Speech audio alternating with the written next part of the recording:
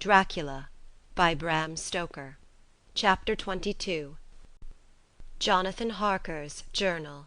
3 October. As I must do something or go mad, I write this diary.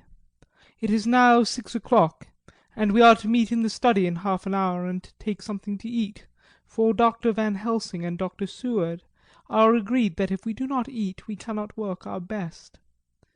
Our best will be, God knows, required today.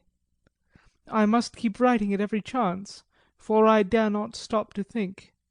All, big and little, must go down. Perhaps at the end the little things may teach us most. The teaching, big or little, could not have landed Mina or me anywhere worse than we are today. However, we must trust and hope. Poor Mina told me just now, with the tears running down her dear cheeks, that it is in trouble and trial that our faith is tested, that we must keep on trusting, and that God will aid us up to the end. The end! Oh, my God! What end? To work! To work! When Dr. Van Helsing and Dr. Seward had come back from seeing poor Renfield, we went gravely into what was to be done. First, Dr. Seward told us that when he and Dr. Van Helsing had gone down to the room below, they had found Renfield lying on the floor, all in a heap. His face was all bruised and crushed in, and the bones of the neck were broken. Dr. Seward asked the attendant who was on duty in the passage if he had heard anything.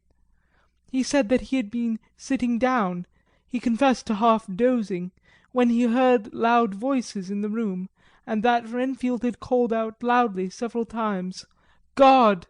God! God!" After that there was a sound of falling, and when he entered the room he found him lying on the floor, face down, just as the doctors had seen him. Van Helsing asked if he had heard voices or a voice, and he said he could not say; that at first it had seemed to him as if there were two, but as there was no one in the room it could have only been one. He could swear to it, if required, that the word God was spoken by the patient. Dr. Seward said to us, when we were alone, that he did not wish to go into the matter. The question of an inquest had to be considered, and it would never do to put forward the truth, as no one would believe it. As it was, he thought that on the attendant's evidence he could give a certificate of death by misadventure in falling from the bed. In case the coroner should demand it, there would be a formal inquest, necessarily to the same result. When the question began to be discussed as to what should be our next step, the very first thing we decided was that Mina should be in full confidence, that nothing of any sort, no matter how painful, should be kept from her. She herself agreed as to its wisdom, and it was painful to see her so brave and yet so sorrowful, and in such a depth of despair. There must be no concealment, she said.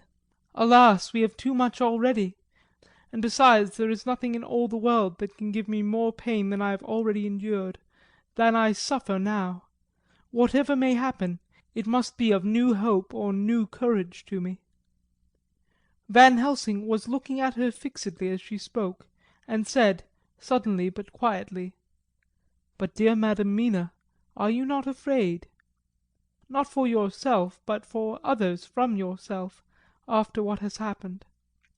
Her face grew set in its lines, but her eyes shone with the devotion of a martyr as she answered, "Ah, no, for my mind is made up." "To what?" he asked gently, whilst we were all very still, for each in our own way we had a sort of vague idea of what she meant. Her answer came with direct simplicity, as though she was simply stating a fact. "Because if I find in myself, and I shall watch keenly for it, a sign of harm to any that I love, I shall die." "You would not kill yourself?" he asked, hoarsely. "I would, if there were no friend who loved me, who would save me such a pain, and so desperate an effort." She looked at him meaningly as she spoke. He was sitting down, but now he rose and came close to her and put his hand on her head as he said solemnly, "My child, there is such an one, if it were for your good. For myself, I could hold it in my account with God to find such an euthanasia for you, even at this moment if it were best. Nay, were it safe. But my child." For a moment he seemed choked, and a great sob rose in his throat. He gulped it down, and went on, "There are some here who would stand between you and death. You must not die. You must not die by any hand, but least of all your own. Unlike the other who has fouled your sweet life, is true dead, you must not die, for if he is still with the quick undead, your death would make you even as he is. No, you must live, you must struggle and strive to live, though death would seem a boon unspeakable. You must fight death himself, though he come to you in pain or in joy. By the day or the night, in safety or in peril, on your living soul I charge you that you not die. Nay, nor think of death, till this great evil be past." The poor dear grew white as death, and shook and shivered, as I have seen a quicksand shake and shiver at the incoming of the tide. We were all silent. We could do nothing. At length she grew more calm, and turning to him said sweetly, but oh so sorrowfully, as she held out her hand, "I promise you, my dear friend, that if God will let me live, I shall strive to do so, till, if it may be in His good time, this horror may have passed away from me." She was so good and brave that we all felt that our hearts were strengthened to work and endure for her, and we began to discuss what we were to do. I told her that she was to have all the papers in the safe, and all the papers or diaries and phonographs we might hereafter use, and was to keep the record as she had done before. She was pleased with the prospect of anything to do, if pleased could be used in connection with so grim an interest. As usual, Van Helsing had thought ahead of everyone else, and was prepared with an exact ordering of our work. "It is perhaps well," he said, "that at our meeting after our visit to Carfax we decided not to do anything with the earth boxes that lay there. Had we done so, the Count must have guessed our purpose, and would doubtless have taken measures in advance to frustrate such an effort with regard to the others. But now he does not know our intentions. Nay, more, in all probability he does not know that such a power exists to us as can sterilize his lairs, so that he cannot use them as of old. We are now so much further advanced in our knowledge as to their disposition that, when we have examined the house in Piccadilly, we may track the very last of them. To-day, then, is ours, and in it rests our hope. The sun that rose on our sorrow this morning guards us in its course. Until it sets to-night, that monster must retain whatever form he now has. He is confined within the limitations of his earthly envelope. He cannot melt into thin air, nor disappear through cracks or chinks or crannies. If he go through a doorway, he must open the door like a mortal. And so we have this day to hunt out all his lairs and sterilize them. So we shall, if we have not yet, catch him and destroy him, drive him to bay in some place where the catching and destroying shall be, in time, sure." Here I started up, for I could not contain myself at the thought that the minutes and seconds so preciously laden with Mina's life and happiness were flying from us, since whilst we talked action was impossible, but Van Helsing held up his hand warningly. "Nay, friend Jonathan," he said, "in this the quickest way home is the longest way, so your proverbs say. We shall act, and act with desperate quick, when the time has come. But think, in all probable the key of the situation is that house in Piccadilly. The Count may have many houses which he has bought. Of them he will have deeds of purchase, keys, and other things. He will have paper that he write on. He will have his book of cheques. There are many belongings that he must have somewhere. Why not in this place so central, so quiet, where he come and go by the front or the back at all hours, when in the very vast of the traffic there is none to notice? We shall go there, and search that house, and when we learn what it holds, then we do what our friend Arthur call, in his phrases of hunt, stop the earths, and so we run down our old fox. So, is it not? Then let us come at once, I cried. We are wasting the precious, precious time. The Professor did not move, but simply said, And how are we going to get into that house in Piccadilly?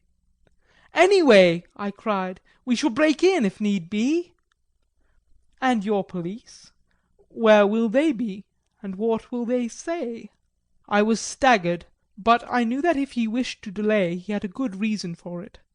So I said, as quietly as I could, Don't wait more than need be. You know, I am sure, what torture I am in. Ah, my child, that I do, and indeed there is no wish of me to add to your anguish. But just think, what can we do, until all the world be at movement? Then will come our time. I have thought and thought, and it seems to me that the simplest way is the best of all. Now, we wish to get into the house, but we have no key.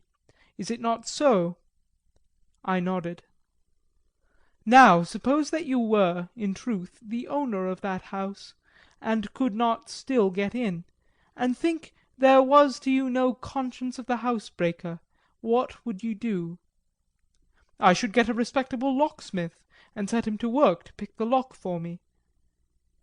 And your police, they would interfere, would they not? Oh, no, not if they knew the man was properly employed. Then, he looked at me keenly as he spoke, all that is in doubt is the conscience of the employer, and the belief of your policeman as to whether or not that employer has a good conscience or a bad one. Your police must indeed be zealous men, and clever, oh so clever, in reading the heart, that they trouble themselves in such matter. No, no, my friend Jonathan, you go take the lock off 100 empty houses in this your London, or of any city in the world, and if you do it as such things are rightly done, and at the time such things are rightly done, no one will interfere. I have read of a gentleman who owned a so fine house in London, and when he went for months of summer to Switzerland and lock up his house, some burglar come and broke window at back and got in. Then he went and made open the shutters in front, and walk out and in through the door before the very eyes of the police. Then he have an auction in that house, and advertise it, and put up big notice, and when the day come, he sell off by a great auctioneer all the goods of that other man who owned them. Then he go to a builder, and he sell him that house, making an agreement that he pull it down and take all away within a certain time, and your police and other authority help him all they can, and when that owner come back from his holiday in Switzerland, he finds only an empty hole where his house had been.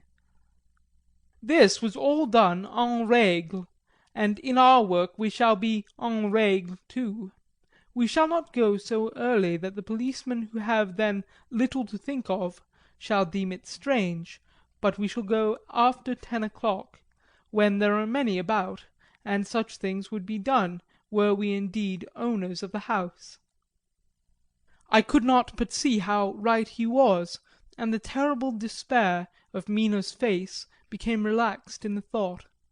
There was hope in such good counsel.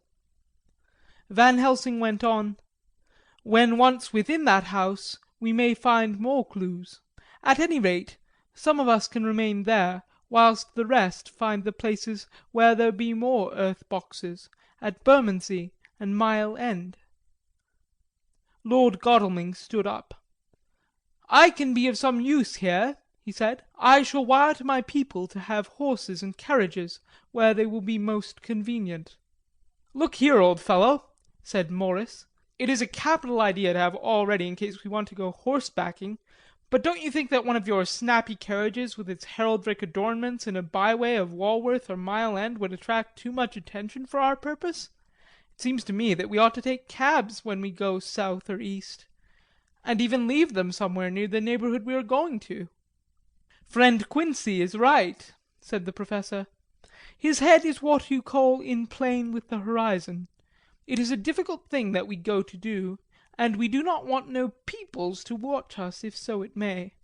Mina took a growing interest in everything, and I was rejoiced to see that the exigency of affairs was helping her to forget for a time the terrible experience of the night. She was very, very pale, almost ghastly, and so thin that her lips were drawn away, showing her teeth in somewhat of prominence. I did not mention this last, lest it should give her needless pain, but it made my blood run cold in my veins to think of what had occurred with poor Lucy when the Count had sucked her blood. And yet there was no sign in the teeth growing sharper, but the time as yet was short, and there was time for fear. When we came to the discussion of the sequence of our events, and of the disposition of our forces, there were new sources of doubt. It was finally agreed that before starting for Piccadilly we should destroy the Count's lair close at hand. In case he should find it out too soon, we should thus be still ahead of him in our work of destruction, and his presence in his purely material shape, and at his weakest, might give us some new clue. As to the disposal of forces, it was suggested by the Professor that, after our visit to Carfax, we should all enter the house in Piccadilly; that the two doctors and I should remain there, whilst Lord Godalming and Quincey found the lairs at Walworth and Mile End and destroyed them.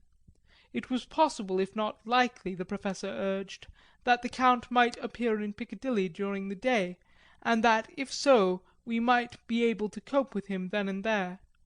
At any rate, we might be able to follow him in force. To this plan I strenuously objected, and so far as my going was concerned, for I said that I intended to stay and protect Mina.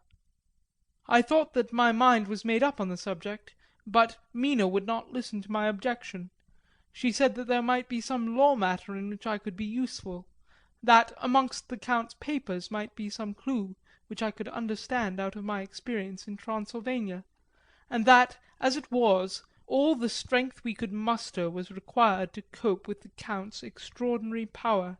I had to give in, for Mina's resolution was fixed. She said that it was the last hope for her that we should all work together. "As for me," she said, "I have no fear.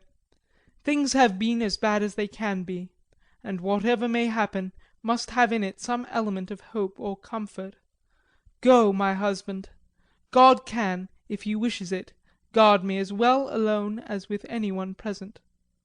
So I started up, crying out, "Then in God's name let us come at once, for we are losing time. The Count may come to Piccadilly earlier than we think." "Not so," said Van Helsing, holding up his hand. "But why?" I asked. "Do you forget," he said, with actually a smile, "that last night he banqueted heavily and will sleep late?" Did I forget? Shall I ever? Can I ever? Can any of us ever forget that terrible scene? Mina struggled hard to keep her brave countenance, but the pain overmastered her and she put her hands before her face and shuddered whilst she moaned. Van Helsing had not intended to recall her frightful experience. He had simply lost sight of her and her part in the affair in his intellectual effort. When it struck him what he had said, he was horrified at his thoughtlessness and tried to comfort her. "Oh, Madam Mina," he said, "dear, dear Madam Mina, alas! That I of all who so reverence you should have said anything so forgetful. These stupid old lips of mine, and this stupid old head, do not deserve so, but you will forget it, will you not?" He bent low beside her as he spoke. She took his hand and looking at him through her tears, said hoarsely, "No, I shall not forget, for it is well that I remember. And with it I have so much in memory of you that is sweet, that I take it all together. Now you must all be going. Breakfast is ready, and we must all eat that we may be strong." Breakfast was a strange meal to us all. We tried to be cheerful and encourage each other, and Mina was the brightest and most cheerful of us. When it was over, Van Helsing stood up and said, "Now, my dear friends, we must go forth to our terrible enterprise. Are we all armed as we were on that night when first we visited our enemy's lair? Armed against ghostly as well as carnal attack?" We all assured him. "Then it is well. Now, Madam Mina, you are in any case quite safe here until the sunset, and before then we shall return, if... We shall return. But before we go, let me see you armed against personal attack. I have myself, since you came down, prepared your chamber by the placing of things of which we know, so that he may not enter. Now let me guard yourself. On your forehead I touch this piece of sacred wafer, in the name of the Father, the Son, and..." There was a fearful scream which almost froze our hearts to hear. As he had placed the wafer on Mina's forehead, it had seared it, it had burned into the flesh as though it had been a piece of white-hot metal. My poor darling's brain had told her the significance of the fact as quickly as her nerves received the pain of it, and the two so overwhelmed her that her overwrought nature had its voice in that dreadful scream. But the words to her thought came quickly. The echo of the scream had not ceased to ring on the air when there came the reaction, and she sank on her knees on the floor in an agony of abasement, pulling her beautiful hair over her face as the leper of old his mantle, she wailed out, "Unclean, unclean! Even the Almighty shuns my polluted flesh. I must bear this mark of shame upon my forehead until the judgment day." They all paused. I had thrown myself beside her in the agony of helpless grief, and putting my arms around her held her tight. For a few minutes our sorrowful hearts beat together, whilst the friends around us turned away their eyes that ran tears silently. Then Van Helsing turned and said gravely, so gravely that I could not help feeling that he was in some way inspired and was stating things outside himself, "It may be that you may have to bear that mark till God himself sees fit, as he most surely shall, on the judgment day, to redress all the wrongs of his earth and of his children that he placed thereon. And oh, Madam Mina, my dear, may we who love you be there to see when that red scar, the sign of God's knowledge of what has been, shall pass away and leave your forehead so pure as the heart we know. For, so surely as we live, that scar shall pass away when God sees right to lift his burden that is hard upon us. Till then we bear our cross as his Son did in obedience to his will.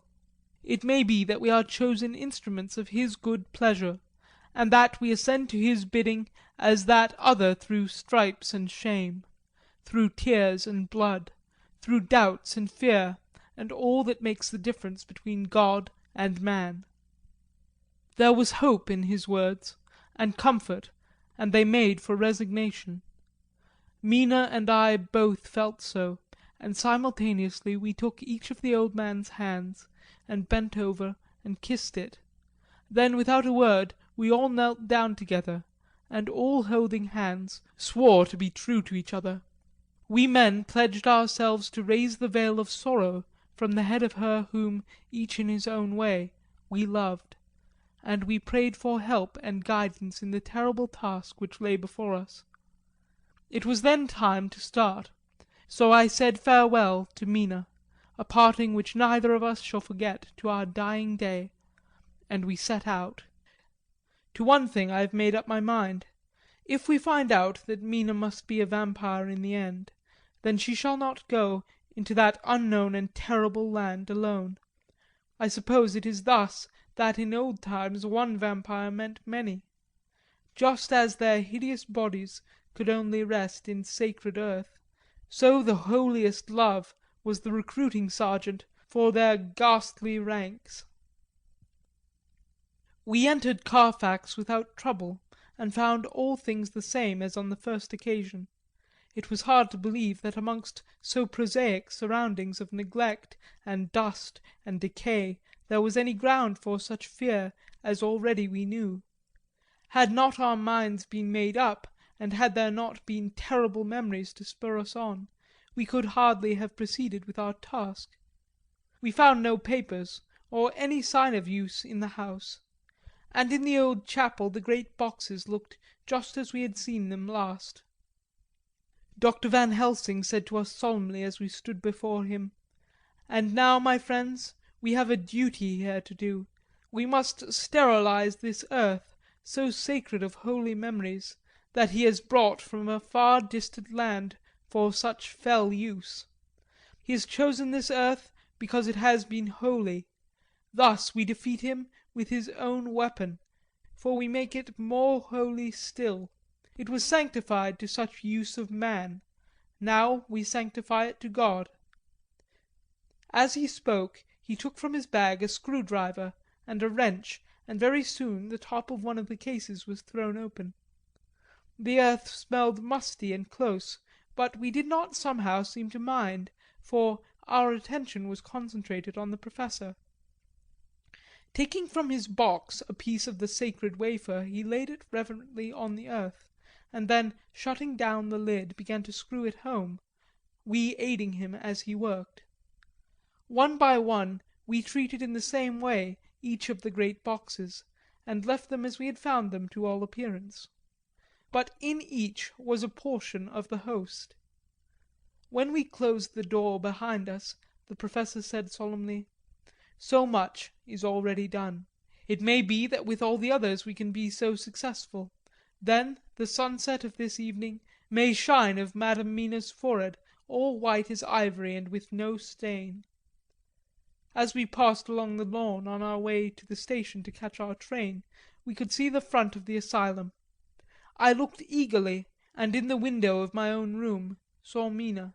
I waved my hand to her and nodded to tell that our work there was successfully accomplished. She nodded in reply, to show that she understood. The last I saw, she was waving her hand in farewell. It was with a heavy heart that we sought the station and just caught the train, which was steaming in as we reached the platform. I have written this in the train. Piccadilly, 12:30 o'clock. Just before we reached Fenchurch Street, Lord Godalming said to me, "Quincey and I will find a locksmith. You had better not come with us in case there should be any difficulty. For, under the circumstances, it wouldn't seem so bad for us to break into an empty house. But you are a solicitor, and the Incorporated Law Society might tell you that you should have known better."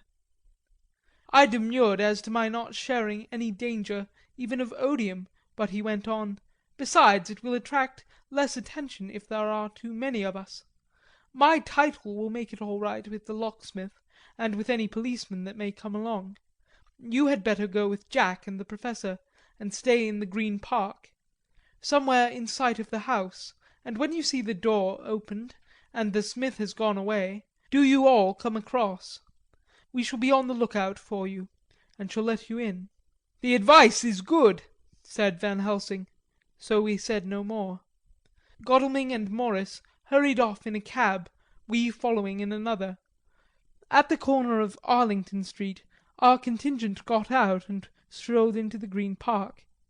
My heart beat as I saw the house on which so much of our hope was centred, looming up grim and silent in its deserted condition amongst its more lively and spruce-looking neighbours. We sat down on a bench within good view, and began to smoke cigars so as to attract as little attention as possible. The minutes seemed to pass with leaden feet as we waited for the coming of the others. At length we saw a four-wheeler drive up. Out of it, in leisurely fashion, got Lord Godalming, and Morris, and down from the box descended a thick-set working-man with his rush-woven basket of tools. Morris paid the cabman, who touched his hat and drove away.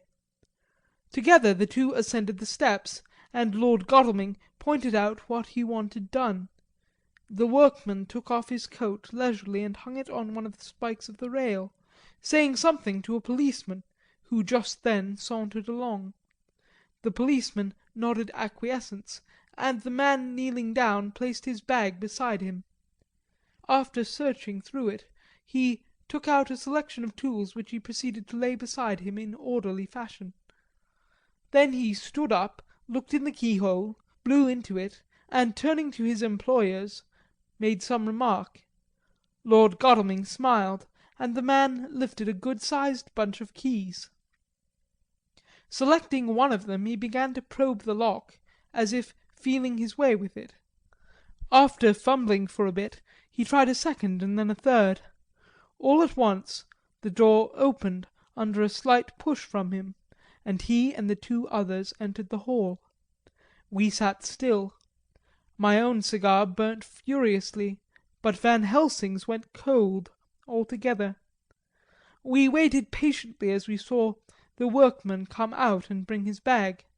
Then he held the door partly open, steadying it with his knees, whilst he fitted a key to the lock. This he finally handed to Lord Godalming, who took out his purse and gave him something. The man touched his hat, took his bag, put on his coat, and departed. Not a soul took the slightest notice of the whole transaction. When the man had fairly gone, we three crossed the street and knocked at the door. It was immediately opened by Quincey Morris, beside whom stood Lord Godalming lighting a cigar. "The place smells so vilely," said the latter as we came in. It did, indeed, smell vilely, like the old chapel at Carfax, and with our previous experience it was plain to us that the Count had been using the place pretty freely. We moved to explore the house, all keeping together in case of attack, for we knew we had a strong and wily enemy to deal with, and as yet we did not know whether the Count might not be in the house. In the dining room, which lay at the back of the hall, we found 8 boxes of earth. 8 boxes only out of the 9 which we sought. Our work was not over, and would never be, until we should have found the missing box.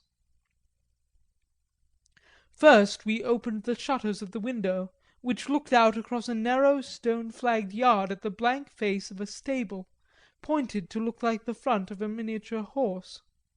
There were no windows in it, so we were not afraid of being overlooked. We did not lose any time in examining the chests. With the tools which we had brought with us we opened them, one by one, and treated them as we had treated those others in the old chapel. It was evident to us that the Count was not at present in the house, and we proceeded to search for any of his effects. After a cursory glance at the rest of the rooms, from basement to attic, we came to the conclusion that the dining room contained any effects which might belong to the Count. And so we proceeded to minutely examine them. They lay in a sort of orderly disorder on the great dining room table. There were the deeds of the Piccadilly house in a great bundle, deeds of the purchase of the houses at Mile End and Bermondsey, newspaper, envelopes and pens and ink. All were covered up in thin wrapping paper to keep them from the dust. There were also a clothes brush, a brush and comb, and a jug and basin, the latter containing dirty water which was reddened as if with blood. Lost of all was a heap of keys of all sorts and sizes, probably those belonging to the other houses. When we had examined this last find, Lord Godalming and Quincey Morris, taking accurate notes of the various addresses of the houses in the east and the south, took with them the keys in a great bunch and set out to destroy the boxes in these places. The rest of us are, with what patience we can, waiting their return, or the coming of the Count. End of Chapter 22.